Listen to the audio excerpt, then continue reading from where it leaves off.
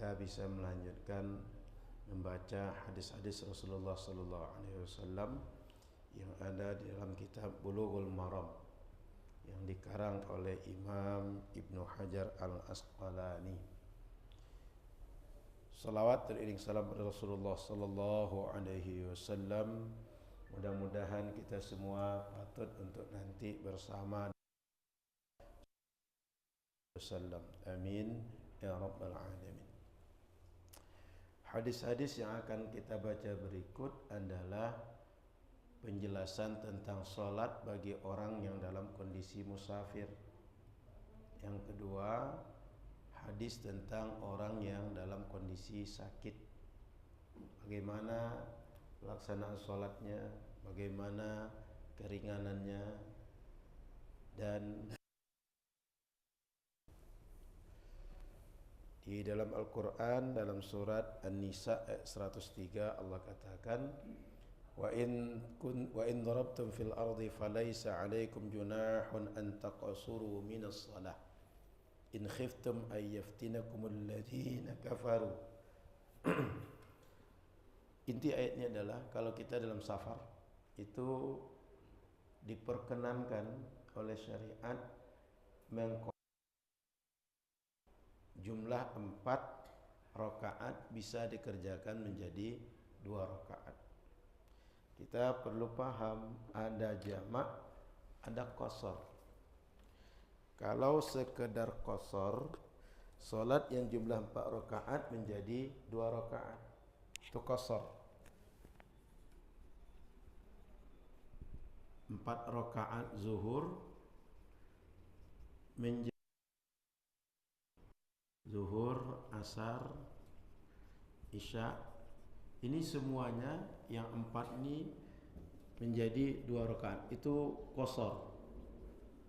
Tapi kalau jamak, solat yang tadinya masing-masing punya waktu bisa dikerjakan 2 waktu solat di 1 waktu solat. Pertama zuhur dengan asar. Bila dikerjakan di waktu pertama namanya jamak takdim. Kalau dikerjakan di waktu kedua namanya jamak takhir. Kemudian maghrib dengan isya. Jika dikerjakan di waktu maghrib namanya jamak takdim, dikerjakan di waktu isya namanya jamak takhir. Nah, solat bisa kita kerjakan mungkin qasar saja, mungkin jamak saja, atau qasar sekaligus jamak. Maka mungkin kita mengqasar salat yang 4 rakaat dan dikerjakan jamaknya jamak takdim atau jamak takhir dan bentuk-bentuk yang lain. Jadi poin pentingnya adalah tidak setiap jamak pasti qasar dan tidak setiap qasar pasti jamak. Tapi mungkin saja orang mengerjakan jamak sekaligus qasar. Maka apa? Kemudian Bapak Ibu yang dirahmati Allah Subhanahu wa taala, kenapa orang musafir ini diberikan keringanan? Karena memang kalau kita yang biasa safar itu terasa dalam perjalanan kita banyak keterbatasan. Mendapatkan air kadang kita tidak mudah, mendapatkan tempat solat kadang tidak mudah. Kemudian kondisi badan kita capek itu terasa dibanding tidak perjalanan. Oleh karena itu syariat memberikan keringanan. Sebab kalau tak diberikan merasa berat, jangan-jangan dia tak mau menjalankan syariat sama sekali. Oleh karena itu para ulama sepakat orang musafir boleh untuk qasar salat. Dan jumhur ulama mengatakan boleh untuk menjamak salat. Baik, kita tengok hadis-hadis yang akan kita baca. Pertama, an Aisyah. So hadis ini diriwayatkan oleh Sayyidah Aisyah. Kata beliau, awwalu ma furidatis salatu rak'ataini. Salat waktu diwajibkan pertama sekali, artinya sebelum ada Isra dan Mi'raj, Nabi Muhammad disuruh salat dulu adalah 2 rakaat jumlahnya. Tak ada dulu jumlah rakaatnya 3 rakaat, 4 rakaat, tidak ada. Fa uqirrat salatus safar wa utimmat salatul hadar. Maka ditetapkan jumlah 2 rakaat tadi untuk mengerjakan solat safar. Artinya yang wajib 2 rakaat tadi itu tetap berlaku, tapi 2 rakaat ini untuk solat safar ketika di qasar yang kita jelaskan tadi. Wa utimmat akan menjadi 4 rakaat atau 3 rakaat solat yang dikerjakan oleh orang-orang yang tidak bepergian. Ini hadis yang pertama. Muttafaqun alaihi. Hadis riwayat Imam Bukhari dan Muslim. Walil Bukhari thumma hajara fa furidat arba'a. Kemudian Nabi hijrah dari Makkah ke Madinah. Setelah hijrah 4 rakaat. Wa uqirrat salatus safar 'alal awal, dan ditetapkan salat safar sama yang pertama dulu, yaitu salat wajib 2 rakaat. Zada Ahmad, dalam riwayat Imam Ahmad ada tambahan, illal maghrib fa innaha witrun nahar, kecuali maghrib, karena maghrib itu seperti salat witir bagi salat-salat di siang hari. Maghrib itu 3 solat yang dikerjakan di siang hari. Artinya terang kondisi alam kita waktu itu. Penutupnya, paling ujungnya di antara solat-solat siang hari tadi, maghrib. Maka seperti witir. Witir penghujung solat sunnah. Nah, itu disebutkan fa innaha witrun nahar. Maghrib itu adalah witirnya solat di siang hari. Wa illa subha fa innaha tutawwalu fiha. Subuh itu solat yang dianjurkan bacaannya panjang. Ayat-ayat yang dibaca imam panjang. Apalagi di hari Jumat, subuh hari Jumat, dianjurkan rakaat pertama baca surah As-Sajdah, rakaat kedua surah Al-Insan. Hal ata 'alal insani hinun minad dahri lam yakun syai'an madhkura. Hadis yang kedua, wa an Aisyah istri Rasulullah Sayyidah Aisyah, anna Nabiya sallallahu alaihi wasallam kana yaqsuru fi safar wa yutim. Nabi itu ketika safar beliau qasar salat, wa yutim, dan beliau juga menyempurnakan salat. Artinya ada waktunya beliau qasar, ada waktunya beliau sempurna. Yang 3 rakaat tetap 3, yang 4 tetap 4. Itu yang 4 jadi 2, zuhur hanya 2, asar hanya 2, isya hanya 2. Wa yusumu wa yuftir. Dalam perjalanan itu Rasul kadang-kadang dia berpuasa, kadang-kadang beliau tidak berpuasa. Rawahu Daraqutni wa ruwatuhu thiqat. Diriwayatkan oleh Imam Daraqutni dan annahu, ada kejadian pada riwayat ini ma'lul, ada illahnya. Wal mahfuzu an Aisyah min fi'liha wa qalat innaha la yashukku alayya. Riwayat dari Sayyidah Aisyah yang pekerjaannya kemudian ungkapan dia bahwa mengerjakan solat seperti ini kata Rasul dalam perjalanan tetap puasa, ini tak berat bagi saya. Itu kata Sayyidah Aisyah. Akhrajahul Baihaqi. Hadis ini ditakhrij oleh Imam Baihaqi. Terdapat dalam kitab hadis Imam Baihaqi. Baik, jadi Bapak Ibu yang dirahmati Allah Subhanahu wa taala, itu beberapa hadis berkaitan dengan salat Nabi di perjalanan. Tentang qasar lebih spesifik. Apa yang dapat dari hadis-hadis ini? Poin pertama, kata sebagian ulama berdasarkan Aisyah ala wujubil qasri fis safar. wajib kita mengqashar salat dalam safar, kata sebagian.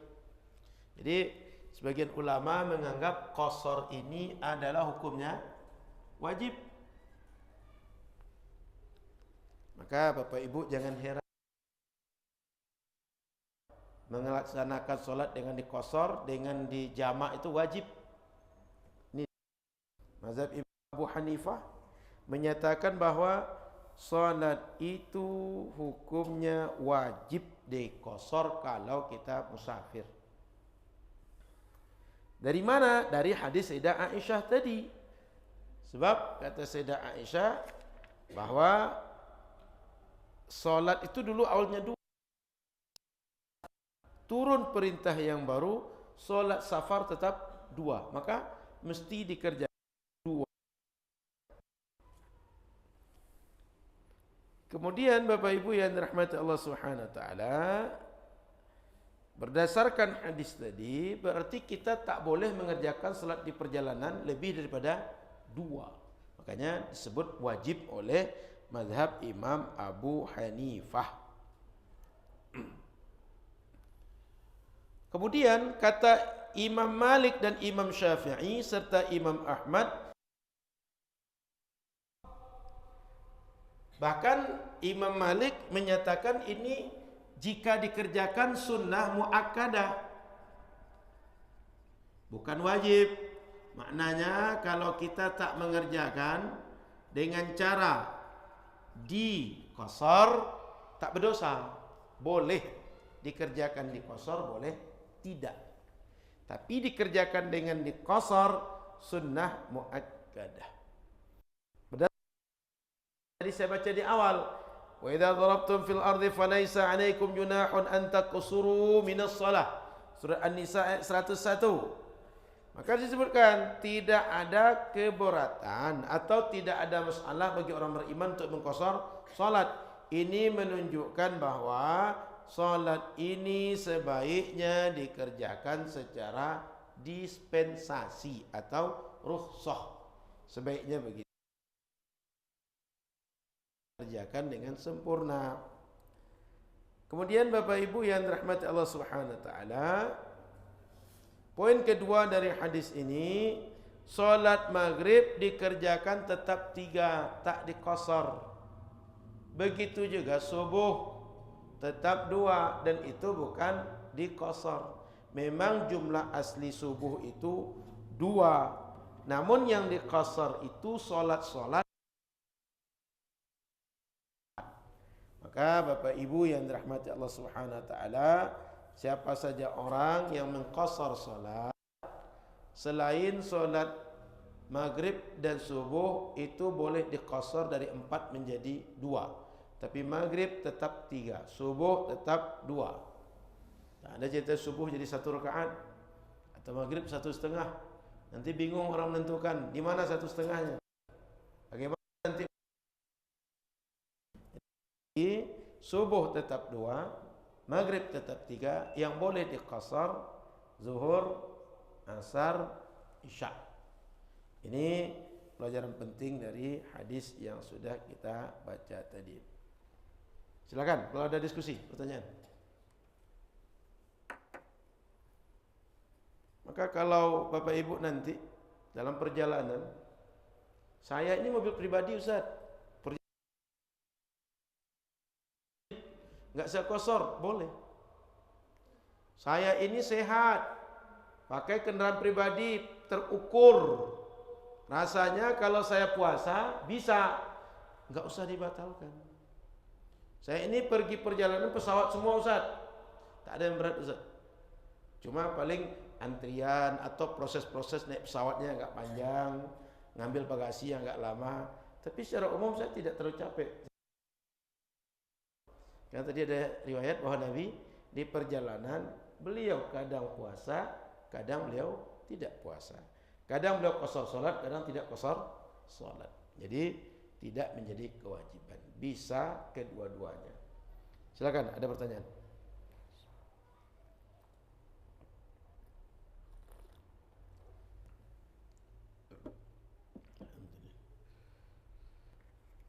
Baik, kalau tidak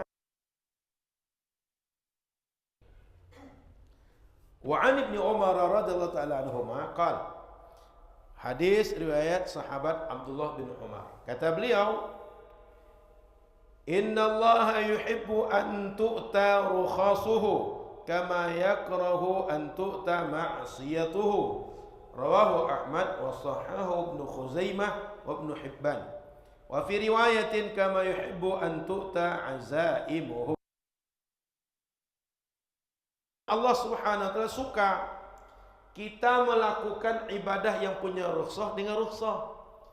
Rukhsah itu bahasa kitanya dispensasi, keringanan. Berbagai hal-hal yang tadinya berat jadi ringan, yang tadi susah jadi ringan, dispensasi. Dalam bahasa syariat, rukhsah. Allah suka kalau kita mengerjakan rukhsah-rukhsah syariat. Artinya perjalanan, kalau perjalanan kita sholatnya di qasar, sholatnya di jamak, itu rukhsah. Allah suka kita merukhsah itu. Sebagaimana Allah tidak suka ketika kita mengerjakan maksiatnya, maksiat kepada Allah. Maknanya salat yang dikerjakan dengan rukhsah Allah lebih suka dibanding tidak rukhsah. Hadis ini dalam sebagai riwayat sebagai azimah. Jadi ada dua istilah yang Bapak Ibu perlu tahu. Di dalam fikih Islami ada namanya azimah dan ada rukhsah. Apa azimah dan apa rukhsah? Azimah itu mengerjakan ibadah sesuai dengan konsep asal. Salat semestinya orang seperti saya tidak tayamum. Tapi ketika saya kurang tidak mungkin berdiri, saya duduk. Salat dengan duduk itu rukhsah. Salat ketika dikerjakan dengan konsep asal namanya azimah. Berwudu dengan air sesuai konsep asal namanya azimah. Berwudu dengan cara dilap perban atau tayamum. Di perjalanan saya bisa puasa, mestinya saya dalam kondisi normal tetap puasa. Tapi kemudian boleh tidak berpuasa. Saya tak berpuasa, ini namanya rukhsah. Jadi Bapak Ibu perlu tahu ada dua istilah. Yang ini istilah betul-betul dipakai dalam fikih Islami. Salat dengan azimah atau puasa dengan azimah, salat dengan rukhsah atau puasa dengan rukhsah. Kitanya keringanan atau dispensasi. Jadi kalau agak berat, kalau agak merumitkan atau membebani, rasanya di atas kemampuan umumnya orang mampu dibebani oleh syariat, diberi keringanan oleh syariat. Nah, dalam hadis ini kita disuruh kalau sebagaimana ketika kita mengerjakan azimah, kerjakan azimah. Ada waktunya rukhsah. Nah, saya ingin tekankan kembali yang dimaksud dengan azimah mengerjakan ibadah sesuai konsep asal. Rukhsah mengerjakan ibadah dengan ada keringanan. Contoh, salat di jamak, salat di qasar, salat boleh dikerjakan duduk, salat boleh dikerjakan dengan kondisi kita saat itu tak ada yang bisa menyentuh aurat, tak bisa bersuci, sehingga ketika sudah memenuhi syarat diulang kembali salat yang tak sempurna tadi, dan contoh-contoh yang lain. Maka Bapak Ibu dimuliakan Allah Subhanahu wa taala, hadis ini poin pertama yang kita dapat dari hadis adalah al-haditsu dalilun minal adillah al-katsira ala yusril Islam. Hadis ini menunjukkan ajaran Islam itu mudah. Artinya bisa dikerjakan semua orang. Kapan Imam Syafi'i itu al-amru idza dhaqa ittasa' wa idza ittasa'a dhaqa. Mengerjakan, kalau kita merasakan berat, merasakan susah, dia akan lapang dengan sendirinya karena ada rukhsah. Dan ketika syariat itu sudah lapang, dia akan menyempit dengan sendirinya. Maknanya keringanan-keringanan dibolehkan syariat itu dia punya kaidah seperlunya, proporsional. Kalau kita hanya sekedar bisa untuk tayamum, dan tayamum itu sekedar bisa sholat, ya sudah, tayamum untuk sekedar bisa sholat saja. Sehingga jangan cari alasan, saya supaya tayamum ini, tayamum itu, satu tayamum ini sholat, sekian kali sholat. Jangan cari alasan. Artinya syariat memberikan keringanan dan memberikan batasan-batasan. Jadi poin pertama, hadis ini menunjukkan Islam memberikan keringanan dalam menjalankan agama. Di antara bentuk keringanan itu adalah diberikan rukhsah kepada umat, diberikan keringanan-keringanan. Kemudian yang kedua, Bapak Ibu yang rahmat Allah Subhanahu wa taala,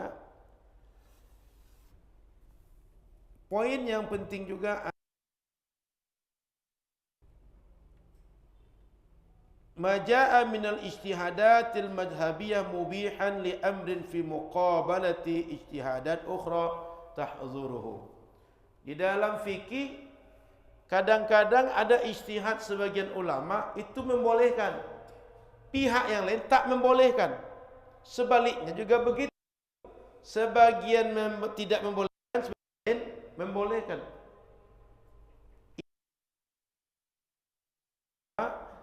Secara fikih melaksanakan agama punya kelapangan dengan banyaknya pemahaman ulama dalam satu masalah.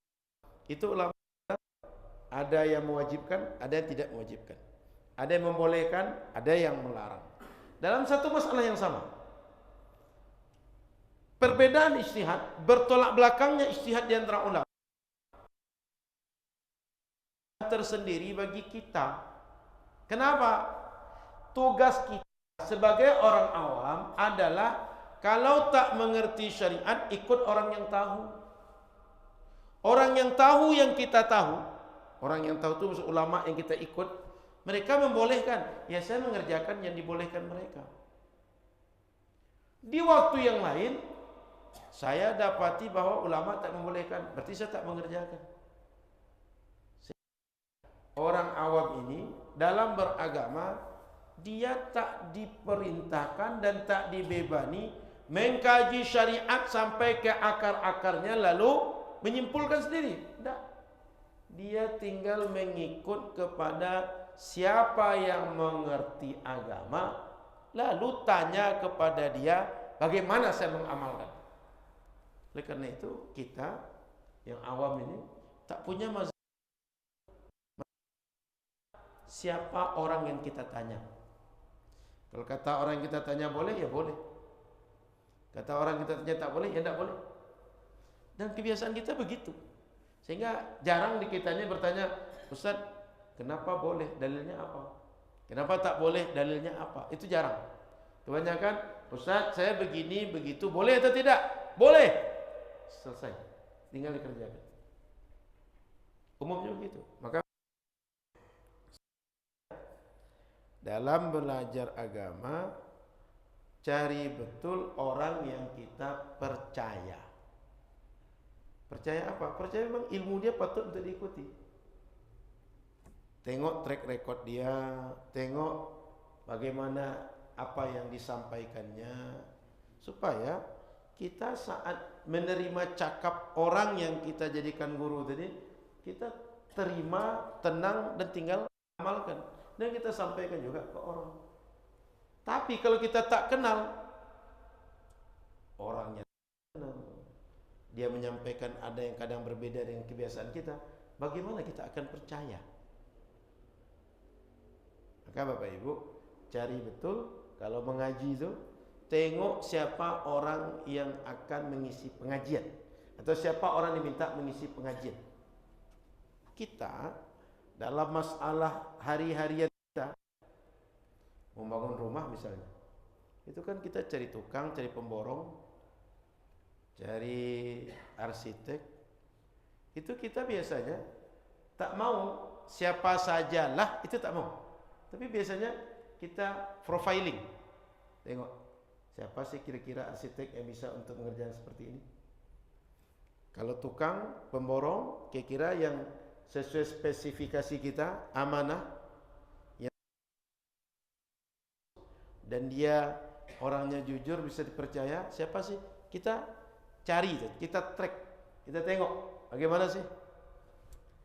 Kalau mau berobat, kita tengok dokter spesialis apa. Dokter spesialisnya sudah spesialis atau konsultan, itu kita nanya lagi. Saat dia spesialis, apakah spesialisnya yang spesifik berkaitan dengan kita atau tidak?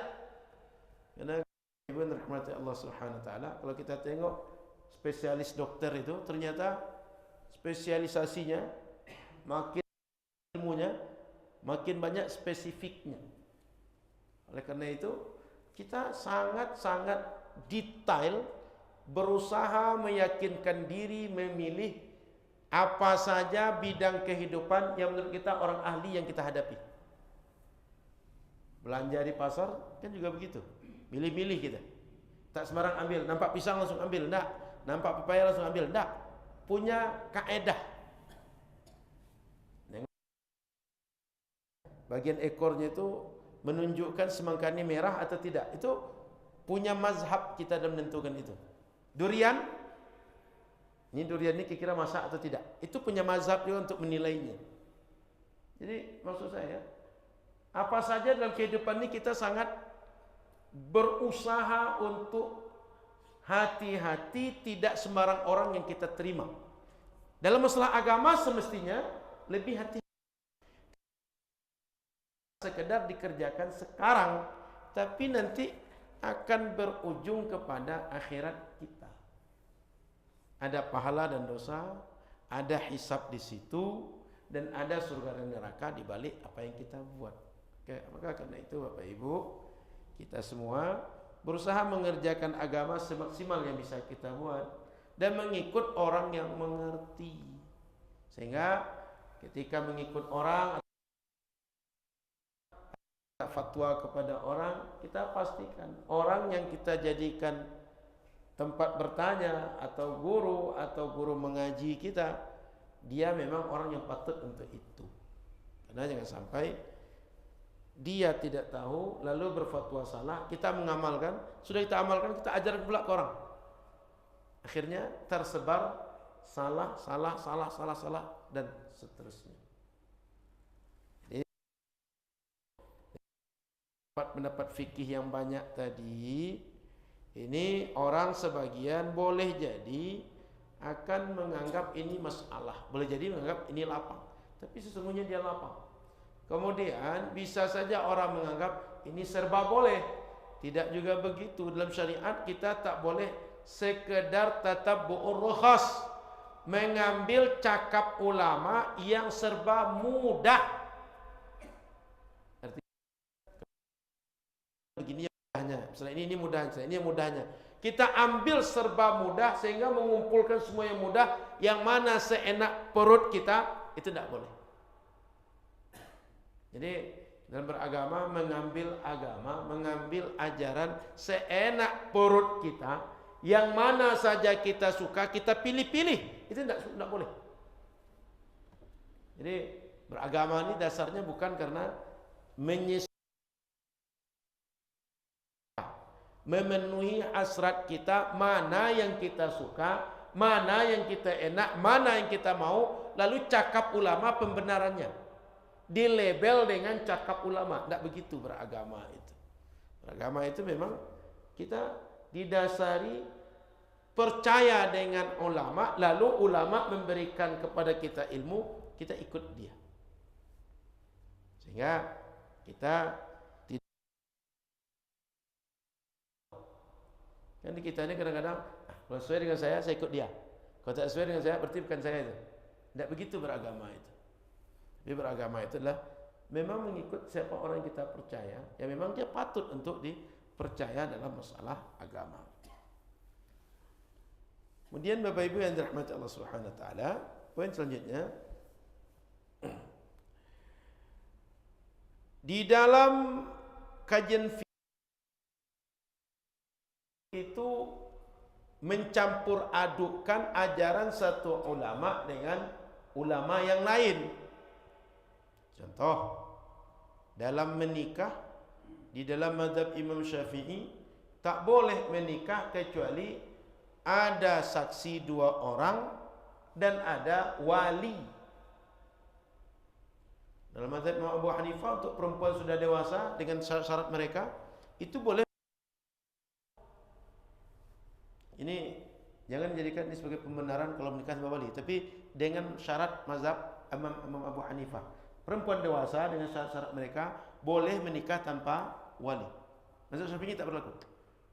Di dalam mazhab Imam Malik boleh menikah tanpa ada saksi.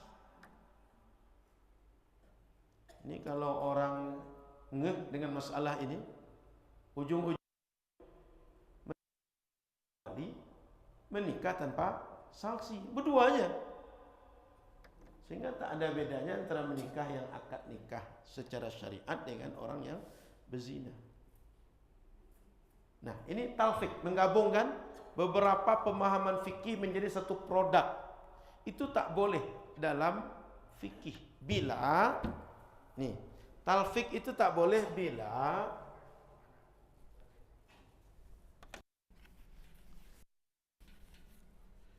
satu, tidak seorang pun ulama berijtihad seperti yang kita kerjakan. Artinya apa yang kita kerjakan itu betul-betul format baru. Itu tak boleh. Kalau ikut Imam Malik saja. Tapi jangan dicampur cakap mereka semuanya ini sehingga muncul formula baru. Lalu kita bilang, ini dalam Islam begini kok. Bukan, itu dalam persepsi kamu yang begitu. Imam Malik enggak begitu kok. Imam Abu Hanifah enggak begitu, Imam Syafi'i enggak begitu kok. Itu yang tidak boleh. Tidak seorang pun ulama yang mengucapkan atau berijtihad seperti formulasi muncul. Yang kedua, tidak boleh itu bila mengikuti hasrat kita. Hasrat pribadi yang ingin keringanan atau kemudahan-kemudahan saja. Keringanan dan kemudahan-kemudahan saja. Itu tak boleh. Tapi kalau kita betul-betul mengikut mazhab fikih yang ada, karena memang kondisi perlu untuk kondisi itu, ya boleh. Contoh, di dalam pendapat yang tidak kuat, bahwa laki-laki dan perempuan boleh untuk bersentuhan kulit dan tidak batal wuduk mereka. Lalu ketika haji, ketika umrah, saat tawaf kita amalkan pendapat ini. Itu boleh seperti itu. Tapi ketika kondisi normal, tidak perlu kita bersentuhan dengan orang. Kita ambil pendapat yang selama ini kita amalkan, yaitu kalau halal menikah, batal wuduk mereka. Itu. Jadi kita ini dalam beragama tidak memilih semau kita, tak memilih apa yang seenak perut kita saja. Baik, Bapak Ibu yang dirahmati Allah Subhanahu wa taala, prinsip dasarnya adalah beragama ini karena kita tak bisa setiap kita secara instan dan bisa melakukan qiyas dan tahu mana yang ijma', sehingga mau tidak mau umat ini mesti mengikut ulama, mereka yang memang mengaji masalah agama. Kalau tidak kita ikut orang yang tahu, kita juga tidak pandai mengolah bagaimana agama bisa diamalkan. Lalu berdasarkan apa kita beramal dalam agama? Sehingga Bapak Ibu yang dirahmati Allah Subhanahu wa taala, datang Muslim, menuntut ilmu wajib bagi setiap orang Muslim, karena memang kita tak bisa memahami syariat itu secara instan setiap ayat dan hadis memuat masalah hukum atau masalah akidah, masalah akhlak, kita menyimpulkan sendiri tak bisa. Solusinya bagaimana? Tuntut ilmu, cari tahu kepada siapa? Orang yang ahlinya. Sehingga dalam perkataan imam ulama salaf itu, fanzuru amman ta'khudhu dinakum. Tengok betul, ilmu diambil dari siapa? Karena ilmu itu al-ilmu din. Ilmu itu bagi kita akan menjadi agama nanti. Akan kita amalkan, akan kita cakapkan, akan menjadi keyakinan dalam diri kita, sehingga setiap ilmu yang diberikan guru kita itu menjadi keyakinan bagi kita. Saya sangat-sangat yakin. Ditanyakan ke Ustaz, saya sholat Idul Adha-nya mulai jam 10 pagi, boleh atau tidak? Dijawab Ustaz, boleh. Itu jarang bertanya, kok boleh Ustaz, dalilnya apa? Itu jarang. Bahkan meyakinkan, betul boleh nih Ustaz. Itu tidak pede kita bertanya itu. Tapi ketika dijawab boleh, kita semua mengiyakan. Bayangkan orang yang tidak tahu agama menjawab masalah-masalah agama, sehingga kita beramal agama tak berdasarkan ilmu.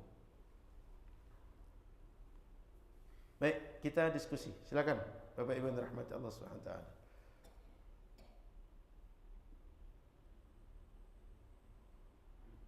Silakan kalau bertanya.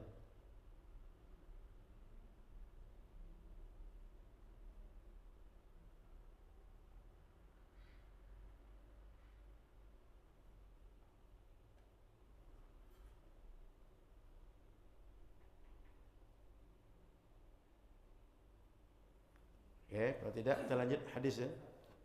Silakan.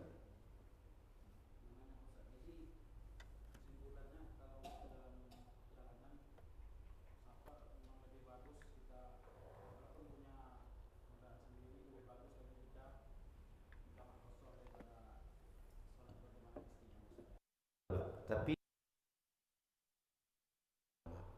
sehingga kalau ada di antara kita memilih, saya singgah saja setiap waktu sholat, boleh seperti itu. Artinya konsekuensinya adalah bila orang tidak melakukan rukhsah, tidak melakukan qasar, dia tak berdosa gara-gara itu. Dan sebagian kita memang memahami bahwa harus, tak boleh tidak. Lebih baik kan? Betul. Lebih baik dikerjakan dengan cara di jamak. Termasuk begitu, Pak. Kalau seandainya kita dalam perjalanan ada rukhsah tak puasa karena jarak perjalanan, boleh untuk qasar salat, boleh untuk tidak puasa, lebih baik tak puasa. Termasuk puasa wajib, boleh kita tidak puasa dan sebaiknya tidak puasa. Namun di dalam mazhab Syafi'i masalah puasa ini ada masalah. Itu kalau kita safar bisa puasa, sebenarnya lebih baik puasa. Apa pertimbangannya? Saat kita safar semua orang berpuasa, sehingga kita pun ringan berpuasa. Nanti kalau seandainya kita tadi tak puasa nih dalam safar tadi, di luar Ramadan otomatis kita ganti, orang lain tak puasa, mengganti puasa yang sengaja kita batalkan di Ramadan. Dalam masalah puasa Ramadan yang konsekuensinya mesti mengganti nanti, sebagian dalam mazhab Syafi'i mengatakan lebih baik orang yang sanggup dalam safar tetap dia puasa. Kenapa? Karena konsekuensi dia berpuasa itu dia tidak melanggar dan bagi dia tidak keberatan. Sementara efek yang dia dapatkan dengan batal tadi, jangan-jangan dia berdosa nanti. Sebab payah bagi dia untuk mengganti puasa di saat orang lain tak lagi berpuasa.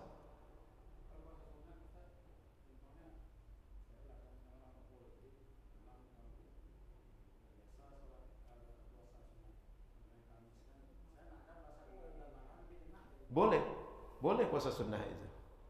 Boleh. Jadi inti poinnya adalah tidak ada kewajiban. kan sesuai dengan azimah. Gitu Pak Haji.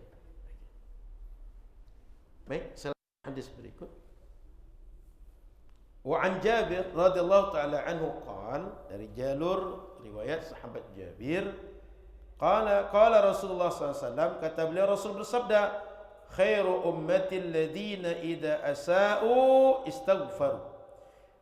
Yang terbaik di antara umatku ini adalah bila dia tersalah, bila dia melakukan pelanggaran syariat, istaghfaru, segera mereka istighfar kepada Allah, mohon ampun kepada Allah, mohon dimaafkan kepada Allah.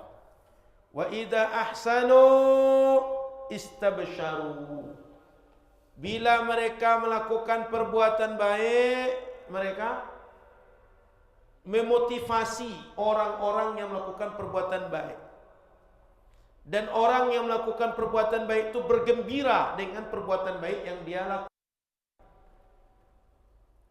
Wa idza safaru qasaru wa aftaru, bila mereka safar, mereka mengqasar salat mereka dan mereka membatalkan puasa mereka. Sekali lagi, ini bukan kewajiban, hanya pilihan di antara dua yang boleh, puasa atau tidak, qasar salat atau tidak. Qasar boleh, tidak boleh. Di antara dua itu kalau dipilih mana lebih baik Ustaz? Salat diqasar, puasa dibatalkan. Jika dipilih mana yang terbaik. Akhrajahu at-Tabarani fil Awsat bi isnadin dha'if wa huwa fi mursal Sa'id bin Musayyib 'inda al-Baihaqi mukhtasar. Jadi Bapak Ibu yang dirahmati Allah Subhanahu wa taala, hadis ini menunjukkan bahwa ini adalah cara yang terbaik di antara beberapa pilihan yang disediakan syariat.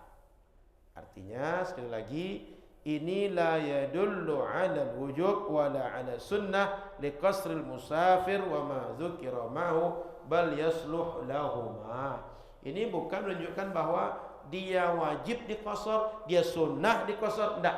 Tapi dia boleh pilih. Baik di antara keduanya adalah satu, yaitu kalau kita safar, salatnya diqasar, puasanya dibatalkan. Tapi ini bukan menunjukkan bahwa harus diqasar atau harus dibatalkan puasa. Pilihan. Di antara dua pilihan itu yang terbaik mana? Terbaik ambillah keringanan. Baik. Jadi poinnya yang barusan di hadis ini mengerjakan qasar di dalam salat atau rukhsah dalam kondisi musafir. Kemudian Bapak Ibu yang dirahmati Allah Subhanahu wa taala, ketika kita bahas qasar ini nanti, ini akan ada pembahasan turunan. Kapan boleh diqasar, jaraknya berapa, dari mana dimulai, itu ada pembahasan turunan. Sehingga Bapak Ibu jangan itu. Nanti ada berapa ketentuan turunan, setelah azan kita bahas sebagian. Silakan azan dulu. Baik, kita baca. Radhiyallahu ta'ala anhu qala, hadis riwayat sahabat Nabi Anas bin Malik, kana Rasulullah sallallahu alaihi wasallam idza kharaja masirata thalathati amyal aw farasikh shalla rak'ataini, rawahu Muslim. Rasul kalau melakukan perjalanan 3 mil atau beberapa farsakh, beliau solatnya dijadikan 2 rakaat, artinya diqasar. Secara matematika 1 mil berapa kilo Pak Eza? 2,5 kilo. 2,5 kilo ini cuma 3 mil. Ini bukan mil kita. Artinya ini bukan mil itu matematika kita yang dalam hadis. Karena kalau 2,5 kilo berarti cuma 3 kali 2,5, berarti cuma 7,5. Ini bukan mil kita. tapi mil dalam pemahaman orang Arab.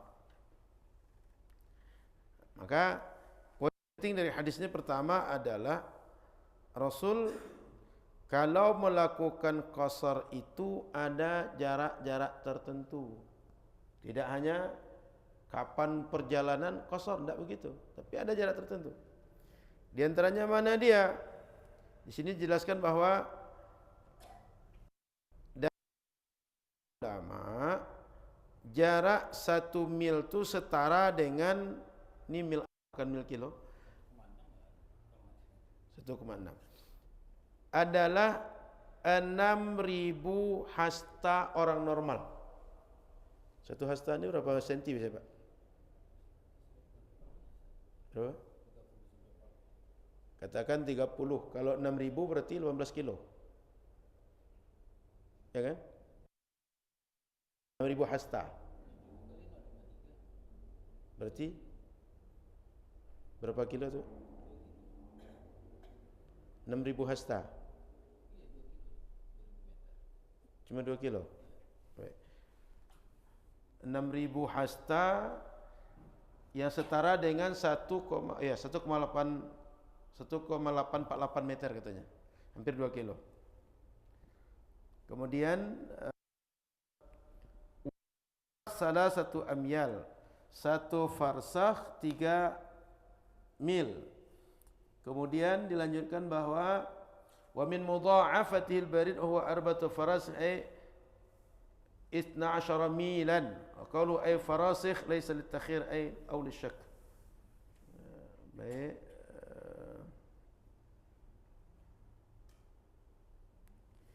1 mil laut kali 3, tadi 3 mil kan, berarti 5,6 kilo, 5,6 kilo. Kemudian wa farasikh katanya, dan beberapa farsakh. Ini hitungan sebagian. Kemudian artinya tadi disebutkan bahwa hitungannya itu jumlah itu menurut sebagian segitu jaraknya boleh mengqasar salat, seperti yang tadi kita hitung. Kemudian Bapak Ibu yang dirahmati Allah Subhanahu wa taala, kata sebagian ulama tidak seperti itu menghitungnya, bahwa safar salat itu diperbolehkan berdasarkan ada hadis Nabi yang lain yang menunjukkan bahwa kalau kita jarak, jika kita buatkan kilo, lebih kurang 81 kilo. Di sebagian riwayat 89 kilo. Di sebagian penghitungan, artinya angkanya sama. Sebagian perhitungan mengatakan 81 kilo, dikonversi menurut sebagian 89 kilo, dikonversi menurut sebagian 90 kilo. Jadi bagaimana ulama menerjemahkan kepada kita bisa dihitung dengan kilo, itu beragam dalam mengkonversinya. Maka poin yang disampaikan dari hadis ini sebenarnya adalah pertama, jarak kita boleh mengqasar salat itu ada ketentuan. Itu poin pertamanya. Lalu kita tengok pada hadis yang kedua. Wa an Ibnu Abbas radhiyallahu taala anhuma qala Rasulullah sallallahu alaihi wasallam la taqsuru as-salata fi aqall min 4 burd. Jangan kalian qasar salat yang jaraknya kurang dari 4 barid. Barid itu posisi pos-pos. Artinya dulu kalau orang ngantar surat atau membuat pos penjagaan itu punya jarak-jarak tertentu. Kalaulah kita misalnya dari sini ke Kuansing, ke Rohul, itu dibuatkan berapa pos pemberhentian. Jika kurang dari 4 pos pemberhentian, belum boleh qasar salat. Nah, ketentuan oleh mereka dulu, sehingga dibuat minimal 4 kali itu. Disebutkan secara jarak tempat dari Makkah ke Usfan. Jadi di Saudi itu ada nama daerah Makkah, yang kedua Usfan. Maka jarak antara Makkah dengan Usfan sekitar sama dengan itu baru boleh mengqasar salat. Makanya dalam fikih diterjemahkan tadi ada yang 81 kilo mazhab Syafi'i, ada yang 89 kilo dan ada yang 90 kilo. Maka Bapak Ibu yang dirahmati Allah Subhanahu wa taala, bagi mazhab ulama yang empat, mereka punya pandangan-pandangan. Ibnu Abbas menyebutkan bahwa kita boleh mengqasar salat itu bila jumlahnya sudah 48 mil. Banu Hashim di Makkah. Atau perjalanan itu kalau jalan kaki 2 hari ditempuh. Kalau 48 kali 84 tadi berapa Pak Irza? 1,8 tadi. 48 kali 1,8. Berapa itu? Berapa Ibnu Abbas? 48 kali 1,8 tadi.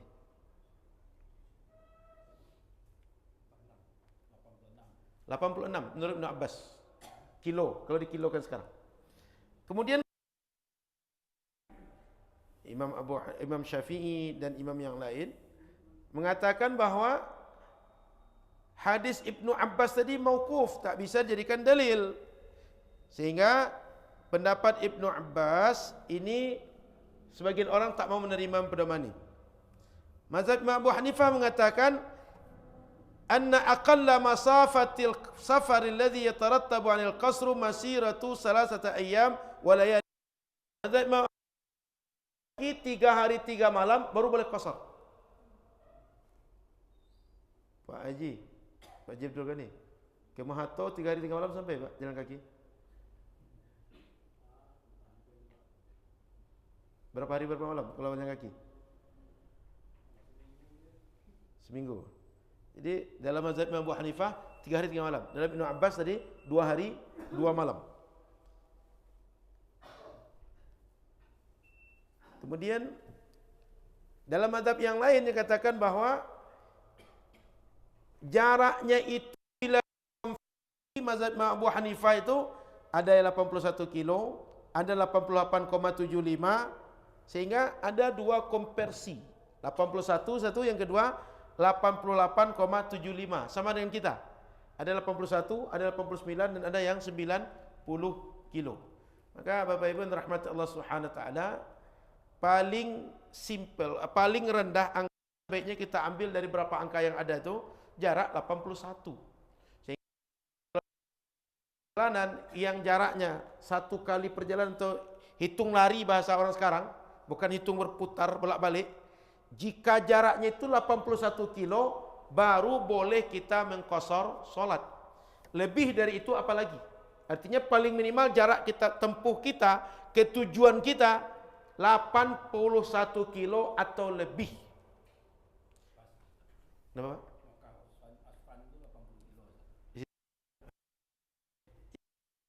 Hadis tadi kemudian dikonversi oleh ulama. Kalau sekarang kan pakai Google Map bisa dibaca. Lebih kurang 81 kilo angka yang kita ambil.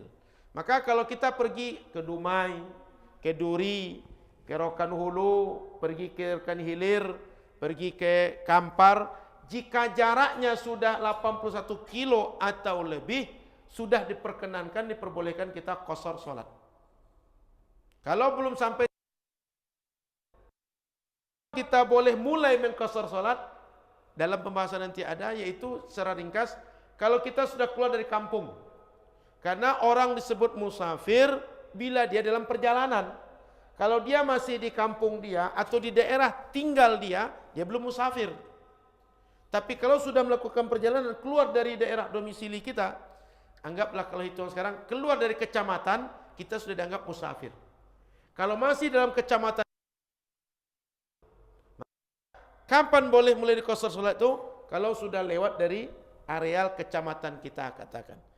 Kita perdalam insyaallah dalam kajian di pekan akan datang. Terima kasih. Subhanakallahumma bihamdika, asyhadu an la ilaha illa anta, astaghfiruka wa atubu ilaika. Assalamualaikum warahmatullahi wabarakatuh.